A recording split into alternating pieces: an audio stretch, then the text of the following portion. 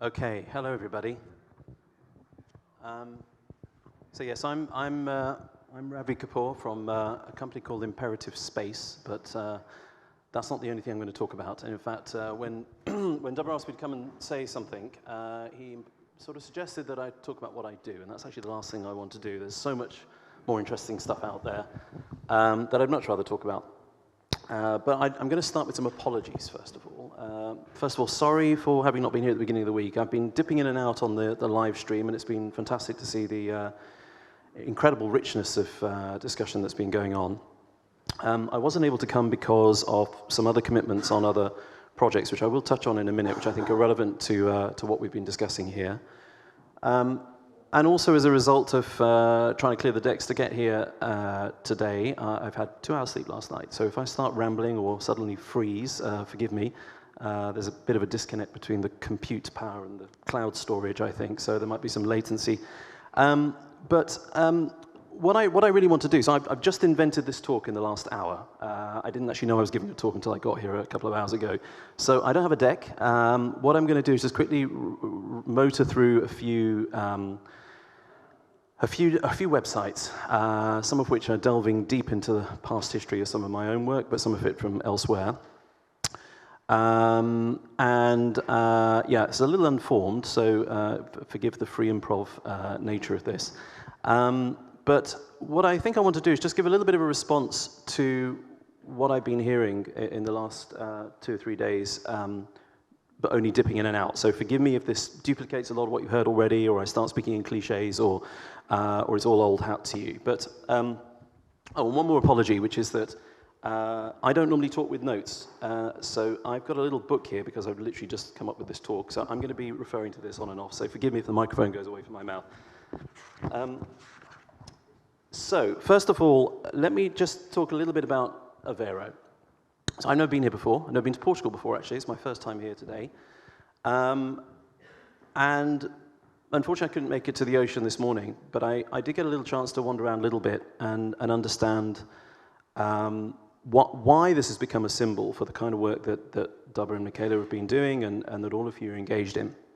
And it's very obvious as soon as you walk around the town, as soon as you walk along the waterfront, how connected this town is with the ocean, with its surrounding ecosystem, how almost at ease it feels in that context. But it's also incredibly visual. It's also very obvious and immediate visually where those connections are, where the interdependencies are, and also where the potential stresses are and where the potential risks are. And I think that visual component is sort of a theme that I'm going to come back to in this little talk. You know, it kind of goes without saying that, you know, people do need to see where the challenge lies. And there is an inherent challenge of the invisibility, the problem with climate change that we all know. The greenhouse gases are invisible. The pace of change, at least until recently, has been relatively incremental. Often it's happening in complex systems that we don't necessarily perceive ourselves. And there's an inherent human problem with understanding science that science education seeks to address generally. It's the long-standing challenge for science teachers that most of what you teach in the science curriculum is either too small or too large to perceive as a human being. So we always have to find ways to mediate our teaching through other means, through imagery, through technology, through metaphor. And it's been interesting to me listening in on some of the talks how the word ecosystem seems to have been used interchangeably in all the talks I've heard between being something quite literal and specific or being a metaphor. And I don't know whether that's accidental or you know, intended, but it's interesting to observe, and I think it speaks to the way in which thinking in terms of ecosystems is also speaking to the inherent complexity in trying to communicate the ideas at the heart of the challenges that we've all been talking about. So on the visual front and on this question of connections and seeing and witnessing the links between the environments that are at risk or the environments in which we interact but don't necessarily perceive the risk day to day, and how design, how planning, how, oh, there's nothing on the screen. There we go. Works with those localities. I'm just going to start this slightly unformed ramble through some past history here. So I wanted to talk a little bit about a project from long ago, 16, 17 years ago, something we worked on called Project Faraday through a predecessor company of mine called GovEd Communications, which was all about addressing this issue of it was a root and branch rethink of how science is taught in schools. And what it sought to do was go back to first principles, look back literally to Faraday's day at the performance aspect of how science was delivered to the public. You know, the amphitheatre of the Royal Society, of the Royal Institution, for example. And worked very closely with teachers in a co-design process, but also with students, and tried to understand what their needs are, what their experiences are, what switches them off, what switches them on. And it became very obvious very quickly that a key factor that helped in all aspects of science teaching and science learning was connection with the external environment, whether that's in the form of external classrooms or being engaged in some form of field research, or Peter mentioned earlier the concept that we're all sensors, helping students to become measurers of their environment, helping them to become, to feel ownership of the process of science. And so working with a number of really exciting partners like Field and Clay Bradley architects, we came up with a series of concepts which manifested in all sorts of ways and ended up being a series of exemplar designs that were actually built and are available around the world to see as ways in which this works well. And I think what was most interesting and most important about the outcome of these projects is seeing, the actual measurable impact it had on engagement and student attainment and so on. So I think there's an important message there about how that sense of ownership, that sense of using architecture, using design, using technology to mediate particularly young people's engagement with the real world. There's no better interactive technology, no better experiment, science project for kids to work with, of course, other than the real world, and it's the role of technology and design to enable that as directly as possible, not to get in the way of it. So I think we all probably would agree on that. So just moving quickly on from that, this concept again of visuals and needing visual cues and visual evidence of change and where design interventions are needed takes all sorts of forms. And of course, is incredibly important for busy policymakers and decision makers and people in the position to actually implement workable, long-lasting solutions. And this is a project that my current company, Imperative Space, is doing with the European Space Agency. It's called the Global Development Assistance Program. It's a new program within ESA that is seeking to run a series of pilot projects with satellite Earth observation companies around Europe to demonstrate the added value of measuring, but also finding applications for Earth observation in the context of development assistance, whether that's in humanitarian contexts or disaster resilience or climate resilience, or specific systems, in terms of coastal zones or whatever it may be. And I just want to play you just a couple of minutes at the beginning and end of a short film, which this is just the overview film from a series of resources and materials that were created specifically for senior officials in the World Bank, in the Asian Development Bank, and in other agencies of that kind, to help them quickly get to grips with what we can actually see. What's the evidence base available from this kind of measurement and this kind of technology? And the reason I want to show you this is, I think what you'll see, hopefully, in just the beginning and end of this film is a number of senior, well-known officials who are going through the process almost in real time of getting to grips with what this means, what they can do with it, what the implications are. And it's interesting to hear their reference to the need for pictures. So let me just play a little bit of this.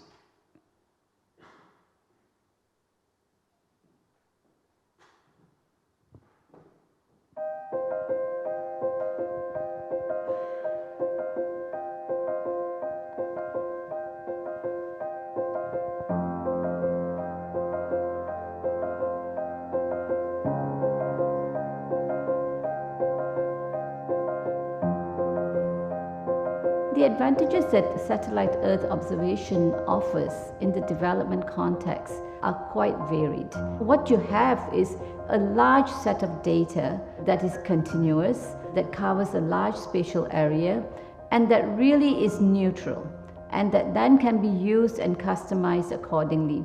So depending on which country and which context we're talking about, it could be used for monitoring, it could be used to fill data gaps when ground observation systems are lacking, or it could simply be used to generate new products that can help to respond to a very specific development solution. Monitoring in the traditional way has become more and more costly. For us to do the analytics, for us to really understand what the impact is of the operations, needs to get to a different level. And with the spatial technology, you can do that. Everybody has been scrambling to move along the trajectory from input monitoring, how much money are we spending, what kind of infrastructure do we build, how many schools do we build, into impact and outcome monitoring. And that is a lot harder to do, right? And this technology can help us a lot in that space.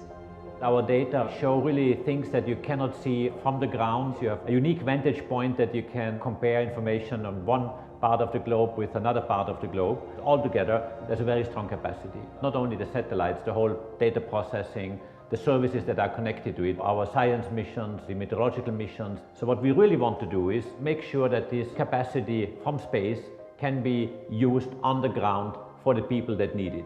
Satellite Earth observation gave us a whole new perspective. We've been deploying this technology in all of our regions to see what the natural resources look like in terms of environment protection, disaster risk management, and climate change mitigation and adaptation.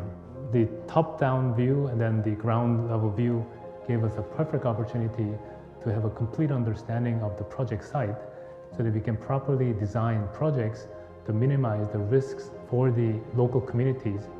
With Earth observation, you can get high-resolution imagery and terrain data on a daily basis over multiple months and years. It just gives you tremendous opportunity to get insights that you just can't get by doing surveys, because you need that continuity. It's just much better to plan infrastructure with that much more massive data set. And thanks to ESA for making this free and open, it's really kind of fueling a whole ecosystem around that. Some of the really fundamental benefits that we get is the ability to have in-depth, precise, timely information on what's happening at a massive scale in the countries and regions that we work in, and over time, which gives us this great ability to compare what's happening, understand trends, and work with our clients to make better decisions predicting what might come in the future. One of the really interesting things that Earth observation allows us to do is to actually see where conflict is taking place. You can literally see from space the destruction. You can see the damaged buildings, you can see the destroyed power plant. You can see this almost in real time. What is most valuable... I'm just going to skip ahead to the end, because there's one quote I want you all to hear right at the end here. The migration challenges goals in their entirety. And where we can use it is test of our projects on the ground. It's one thing to have fantastic technologies, another thing to actually be able to use it on a day-to-day basis. And where we can use it is practically everywhere. It cuts across all the sectors, and it's particularly important as we are trying to implement the Sustainable Development Goals in their entirety, because all the pieces are connected. And if you have spatial information on one subset of the objectives, for instance, it can help with monitoring the others as well. The complexity of development is increasing every day for all the reasons that we all know very well, including the climate challenge, the migration challenges, all these things. Putting all these data together in one space is extraordinarily important. Also for donors to say we will get value for money. If we have data and images and information around the spatial distribution of, say, flooded areas, for instance, and we overlay this with a poverty map, and we overlay this with the capacity on the ground to implement things, we can put all the pieces together across the project site. We build that into our policy advice, and we can prioritize where investments are made, but also monitor if the investments that are made are giving good results. Having the ability to use the virtual images in a conversation with your counterpart, say a Minister of Finance, is just beyond powerful. When you can say, look, here this is what it looks like, and here is how it's integrated. I think all of us have been always fascinated by the potential that this technology gives us in the development space.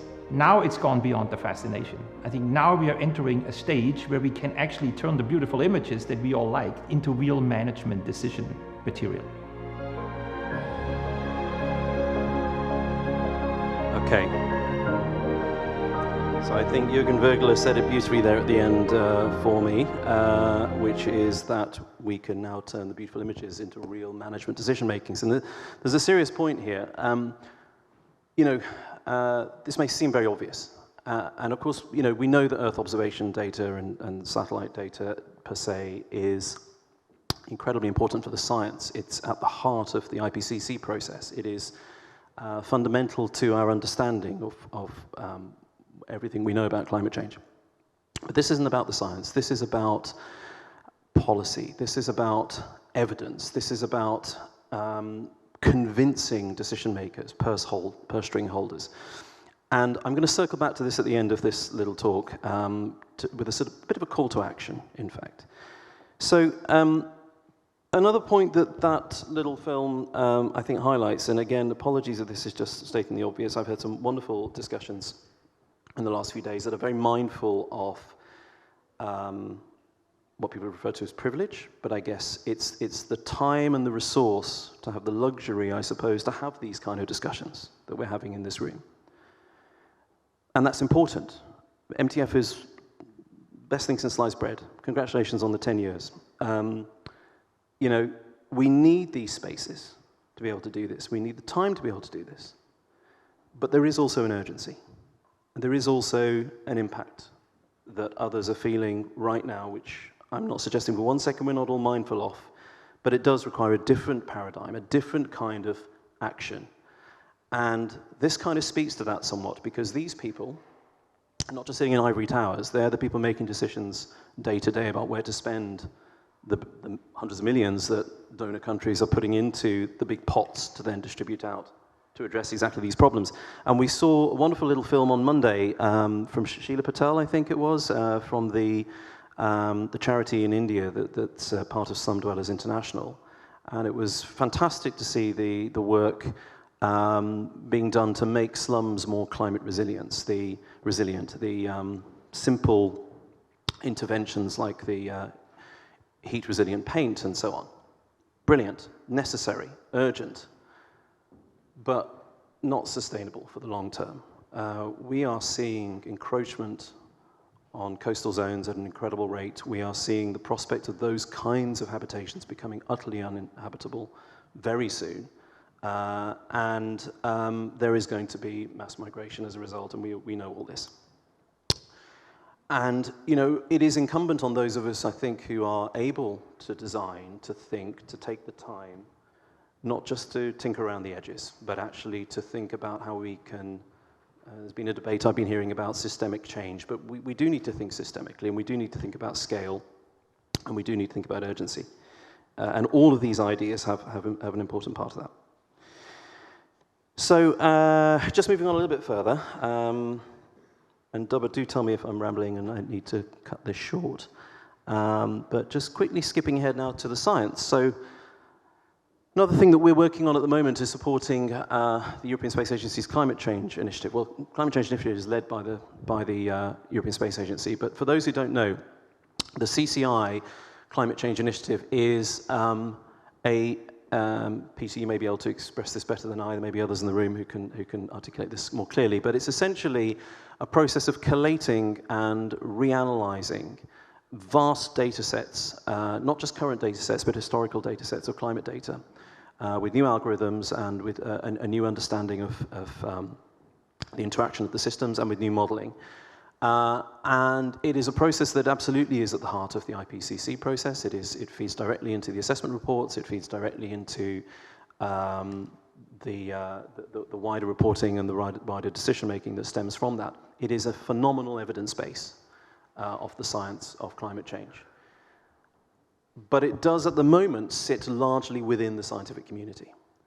And that's a real shame, because it's an astonishingly rich resource, an incredible array of data and imagery, crucially, that has the potential to be used in all sorts of incredibly powerful ways, to move people like the decision makers we just saw, to inspire young people, to create a background momentum and demand for change in policy and change in priorities around the world. So there is an initiative called the CCI Knowledge Exchange Project, of which we're a part, and we're actually actively trying to find more and more ways of getting this data out there through new vehicles. And there are various things that are already being done very, very well. There's all sorts of animations. There is an interplay between the creative aspect of the Knowledge Exchange Project and the technical aspect. There is the creation of vast new infrastructure to support access to the data and to visualize it more easily on globe-based visualization tools. But we're advising on taking it to the next stage, working with artists, working with filmmakers, working with animators and others to try and really get this data as available as possible and quickly usable as possible in broadcast media, in the news, in as many places as we possibly can. And, again, and I'm going to circle back to this, the role of this kind of group and the kind of discussions we're hearing in informing those kinds of plans is in my view, very important. And of course, all of this, our understanding of climate change, the process of the CCI, it's all informed and underpinned by the army of scientists who do the measurement. And again, talking to Peter's earlier point, measurement is, oh, sorry, I'm skipping to the wrong thing. Where do I want to go? I want to go here. No, I want to go here.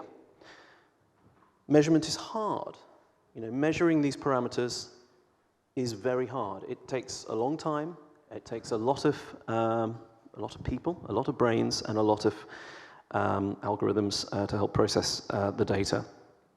But it also takes people who go out into the environment, who go out into these challenging locations. I'm just going to play this in the background while I just talk about this. This is a trailer from one of our online courses about the cryosphere. I'm just going to drop that down. And you'll just see in the background here, some of you will be familiar with the Mosaic expedition from a couple of years ago. This was a major international effort to send, to lock a research vessel into the Arctic winter ice and for it to float with the ice over a period of months to enable scientists, I don't know why it's not playing, and I don't know whether we've got bandwidth issues, but let's try that again. To enable scientists to make detailed measurements in situ on the ice and to corroborate satellite data as well at the same time. And that's not going to play, is it? I don't know why. Maybe if I can just skim through, you might see a bit of imagery. No, no good. Yeah, maybe I'll do that.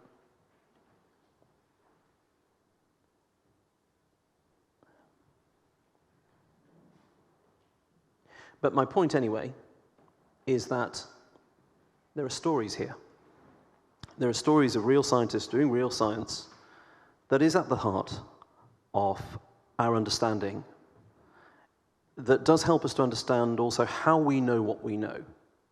And once we, the wider public, decision makers, understand how we know what we know, it's perhaps harder to challenge what we know. And so I think it's an important part of the picture to be ready to tell some of these stories and to be able to help elucidate an understanding of this somewhat hidden but incredibly fundamental part of how science is done. And I'm just going to, sorry, I'm going to hurry up a little bit now. You can all have a look at that another time. There's another one in the background here I want to tell you because it's even more pertinent. This is another trailer from another course, this one specifically about the Greenland ice sheet. And the reason I want to show you this one is because the character at the heart of this project is somebody called, Professor Connie Steffen, who sadly died a couple of years ago. And his story is a remarkable one. He is one of the world's old school, last great explorers. You sit around the table with him, you'll hear stories of escaping polar bears, falling through the ice sheet, through the ice floes, plane crashes, you name it. He's been everywhere, done everything. And he had created Swiss Camp. This is an incredibly remote research station in the middle of the Greenland ice sheet that I had the privilege to stay at for 3 weeks. But he's also somebody who was committed to public engagement. He's brought Al Gore there, Nancy Pelosi there, Anderson Cooper there. They didn't say for 3 weeks, they say for a few hours, but nonetheless, it's a remarkable feat to have done that. And he knows the ice, knew the ice intimately, every undulation, every crevasse. And sadly, even Connie succumbed to climate change. So 2 years ago, in the middle of COVID, he walked out from the camp on a routine short walk to one of his many all-weather automatic weather stations that he installed around the Greenland ice sheet, and fell into a crevasse. And that crevasse appeared incredibly early in the year. And even he, with all of his knowledge, was taken by surprise, and he was lost in the ice. He was killed by climate change. I know that sounds a bit sort of melodramatic to put it like that, but there's an important story there. The pace of change is outstripping even the anticipation of the most knowledgeable and experienced of scientists. And again, these are stories that, you know, he's in an environment there. Is that an ecosystem? I mean, it's an ecosystem. There's microbial, there's you know, tardigrades living in the surface of the ice there. There you'll see migratory geese flying over the ice sheet. Yes, you're looking 2,000 kilometers north at just a pure block of ice all the way as far as you can see, but nonetheless, it's an ecosystem. Moving on quickly, where are we? So, coming back then to some of these other themes. You know, another thing that struck me walking around Aveiro, and also whenever we look at even slightly vulnerable locations, you know, and again, it's sorry to Peter to keep referencing your fantastic talk earlier, but those images of the clouds, the energy in that system, you know, we do live in a slightly sort of oblivious denial when we live in the presence of the power of nature in locations where nature is normally benign. We forget and we lose respect. Whereas again, there are those living right now in the immediate consequences of climate change who don't have that luxury to forget. And this is something I think that is important to remember, you know, in the context of even some of the wealthier nations. So, you know, we're all enlightened here, hopefully, talking about the ways in which we can live better with ecosystems, live as an ecosystem in a more mindful way. But there are parts of the world in which, even where there is money to spend the right way, there are decisions made that are about addressing immediate challenges to their populations, to their future wealth, to their future sustainability of an economic kind. And I have to be careful how I'm phrasing this, but there are, of course, nations you'll be aware of that are dealing right now with extreme heat stress amongst their population, where heat island effects of urban expansion are a major problem. And some of these countries are wealthy, and some of them are finding solutions for their own future growth and their own future vision that are questionable. And I'm going to show you one now, and again, although it's obvious what I'm talking about, I'm not going to talk about it because I don't know enough about it to really know where its flaws are, but it's an interesting one that throws up questions of potential solutions, but also potential daunting, sort of almost fearful ways of addressing these challenges for the future. And you may have come across this. This is called The Line. It's part of the monstrously huge NEOM project in Saudi. I just said I'm not going to talk about it now, I'm just going to talk about it. And I don't know the exact stats, but this is a building. There you go. It's intended to be, I think, 78 miles long, one building. And that's a city. And they have talked about it being 100% renewable energy, being a sustainable solution. It looks beautiful, stunning. Look at this. Who wouldn't want to live there? This is the future. The Middle East is building the future for us right now. But is it? Is it? I mean, there's so many layers to the potential damage of a solution like this.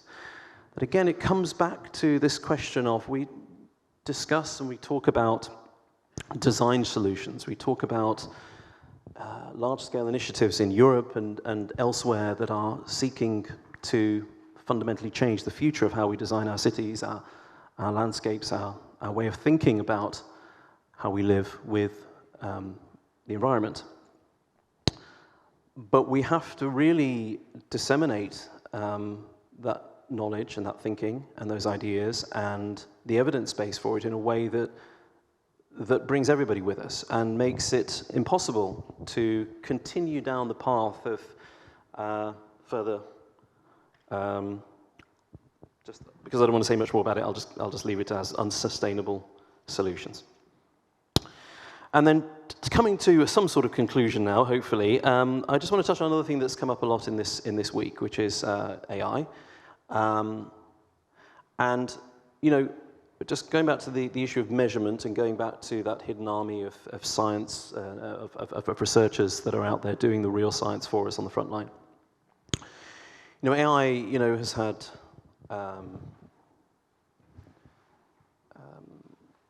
various different contexts in which it's been discussed this week.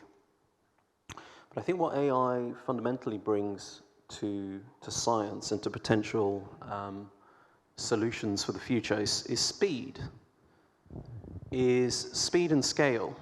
You know, it's kind of horsepower. You know, it's like harnessing thousands of analysts and researchers all at once to analyze this huge amount of data that we have, whether it's from the CCI or elsewhere. And that is something to be embraced to the extent that we can. But there's another dimension to this which I wanted to touch on that came up in the talk. I think it was last night with your friend from the States who's worked at DeepMind and elsewhere. And that is the notion that music to AI is data. And I want to put a thought out there which you know, may piss everybody off and feel a little bit dumb. But you know, I want to postulate that you know, all of this we're talking about here is fundamentally about emotion. We've talked a lot this week about emotional engagement, and for me, in the work I've been doing for the last 25 years, you know, emotional engagement is not an option. It's not an add-on. It's essential. It's at the heart of what all this is about. Without it, there is no engagement of those policymakers. There is no building of momentum. And to me, emotion is narrative. Discuss. You know, as soon as you put a narrative on something, whether that narrative is in the form of it could be a still image, but it's in the form of the composition or the visual cues that are contained within it, which are trigger points, then suddenly an infographic, or what would otherwise be represented in some sort of clinical form, becomes something emotional. But of course it applies to filmmaking, of course it applies to motion, of course it applies to animation. And what do we all do when we make films? We put music on it, right? Music, audio, is a driver of that emotion, of the narrative. It creates the narrative. We define narrative. We make creative decisions about the narrative we want to tell, and that's incredibly powerful, and that's a power that we all have here that we need to use judiciously. So if emotion equals narrative, music drives narrative, AI sees music as data, well then, if we use data to create music, we're potentially creating narratives that are coming directly from the real science in a way that speaks to an authenticity of science communication, but also potentially has the scope to open up whole new creative modes. And this maybe speaks to what you're doing, Geraint, isn't it? You know, with your work and others here. So I'd be really interested in talking to some of you about that later. Sorry, need me specs. Getting there, nearly there, everybody. Sorry to ramble. Yeah, so, and sort of bringing this back to final few thoughts here. Just want to quickly show one more thing from the past. It's another company I had some years back called Carbon Visual. So 15 years or so ago, a former colleague of mine, Adam Neiman, well-known artist and data visualizer, developed a technique of volumetric visualization of greenhouse gases. And the idea took off.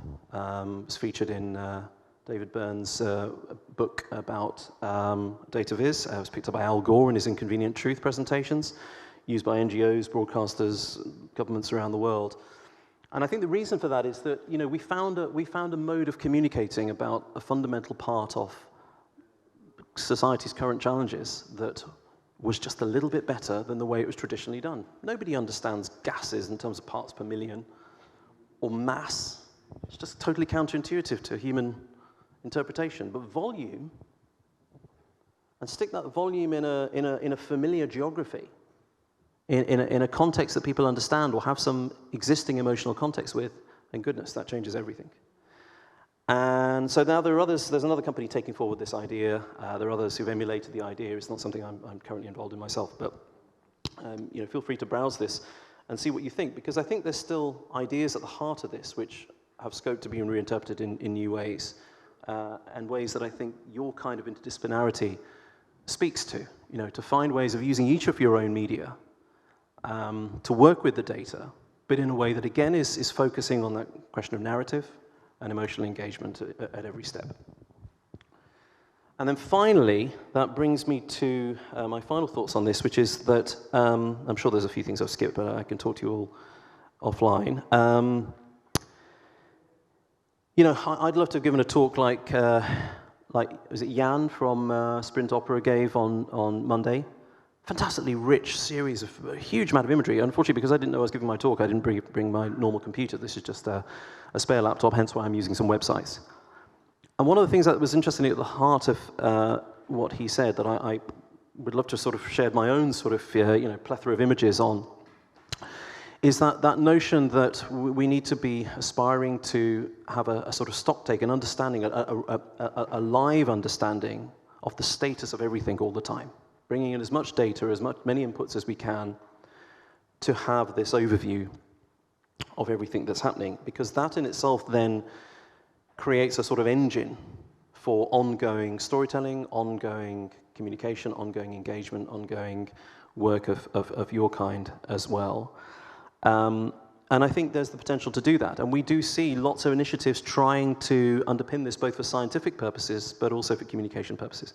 You'll be familiar, of course, with the concept of digital twins, and there is, of course, the giant Destination Earth project, which is being funded by the European Commission right now with partners, European Space Agency, EUMETSAT, ECMWF, and others, which is a very long-term project to create a sort of database of databases, a model of models, and to build some visualization on top of that.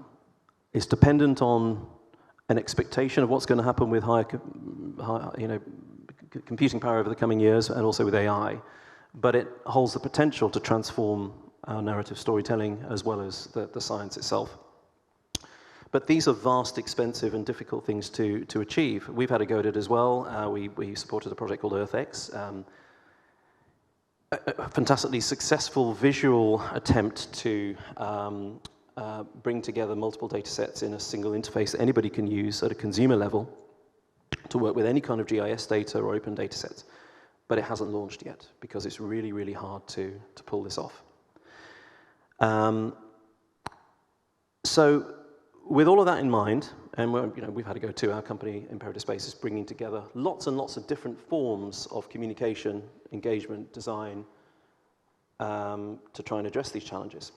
But I think even at a small scale, even at an individual project scale, there's nothing to stop any of us, continuing to try and do it in our own way while these spiritual initiatives are being developed. And I just want to share one little last example with you, which somebody you may know, Alexander Whiteley, who I just think is a phenomenal choreographer, who's been doing some remarkable work over the last 15 years, I think, more, 20 years perhaps, with science, working very closely with scientists, with engineers, with AI specialists, the like. And and if you haven't seen his work before, I thoroughly recommend it. Now, we had the privilege to work with him on making an as-yet unreleased film about his 8 Minutes project, which was about solar imagery, solar science. But my final thought I just want to leave you with is that one of the things about Alexander's work, which I find fascinating, is that he himself sees parallels between his own work as a choreographer and as an artist with science. He is fascinated by physics, particularly, and I think sees himself almost working through his own art form in a way that's not dissimilar to a scientific process. And we managed to capture some of this in the film we made. You know, the choreography is the code, I guess. The final performance is, I don't know, the application, but whatever you want to do to draw that parallel. But crucially, in his process, he understands a point at which he needs another input to come in, and he works with dramaturgs. So dramaturgs, for those who aren't familiar, are the people who work with choreographers or with people working in a format outside of traditional theatre to bring theatrical narrative into their work, to help shape the narrative into something that feels like a theatrical experience. And I sometimes think that that's actually the role of people like you, people like us perhaps, multidisciplinary artists who have an insight, have an understanding of the data, the science, or at least an interest enough to want to communicate it in directly engaging ways, can come in much more often, much more directly, to work with the scientific community to be effectively their dramaturg. And that's my kind of call to action, which I will finally leave you with the thought I mentioned before, and discuss. Okay, that's it. Thank you.